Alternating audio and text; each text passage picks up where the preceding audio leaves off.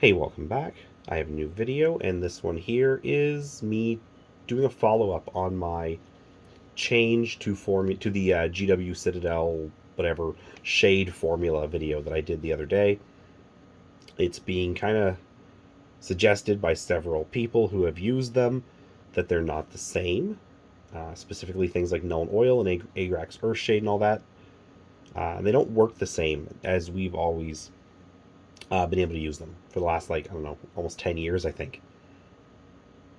And while working through the majority of my 38 model 1000 point list, with just a few left that are untouched other than priming, that I'm saving for my painting tutorial videos, I'm just about ready to move on to, well, I actually am ready to move on to the next step, is where I break out the real paints and start bringing these guys to life. So thankfully, I guess I can do that. I just can't do the painting tutorials. That was my goal this weekend, was to get at least one of them done. I can't because my last bottle is empty, and my new bottles will not arrive till Monday or Tuesday. And anyways, I had two left that I just didn't have enough Nuln Oil to start. So I went digging in my paint drawer, looking at old boxes, trying to find if I just had even one small 3/4 used pot of Nuln Oil. And I had nothing. There is not a drop of Nuln Oil left. And what I did find was Badab Black. This was Nuln Oil before Nuln Oil. And in its time, that's about 15 years ago when it came out, it was considered very good. At least I found that everybody I talked to, they liked the Badab Black and the Devlin Mud and Griffin Sepia or something like that. I don't know. It's essentially the Seraphim Sepia. They were the 3 cores back then. You could get a bunch of other different ones. But the newest formula that we had up until tomorrow was much better. And, you know, just here's an example of a guy that's got contrast paint, a little bit of metallics, and then Nuln Oil. Looks quite good. Just needs me to move on to the next step. And then this guy happens. He's looking fine until I put Badab Black on him.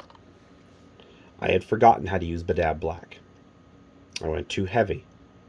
I tried to brush it off after and water it down, and by the time I realized my mistake and started going after them, this one here I was able to somewhat salvage. But him, I've got a lot of work to do to bring him back from this. And that's frustrating, and that's exactly what I'm talking about with changes to formula.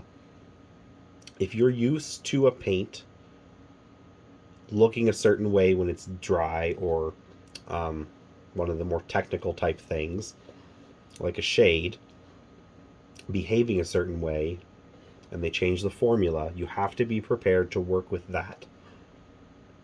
Whether or not it's called Nuln Oil, if it does not behave like Nuln Oil starting tomorrow, you can't use it the same way. I have said before, I do all over washes because I start with contrast paints, and I use the Nuln Oil to lock in that paint job. I can no longer do that with Badab Black, because Badab Black is much darker, much higher, I don't know if it's pigment or ink or whatever tone. So I used it wrong. If this new stuff that's coming out tomorrow is another issue where I can no longer use it the same, I don't see a value in it, because I only use Nuln Oil because I can liquid talent my guys and make them look really nice. It smooths out a lot of the rough edges, and it gives me a really good solid spot to start my layering from. So the whole point of this video is, when you get your new Nuln Oil, if you do buy some and you are sorry, if you're really used to how it's worked up until now, Do some test models. Make sure that you don't wind up with this.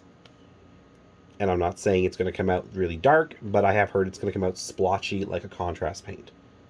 And Nuln Oil does not come out splotchy.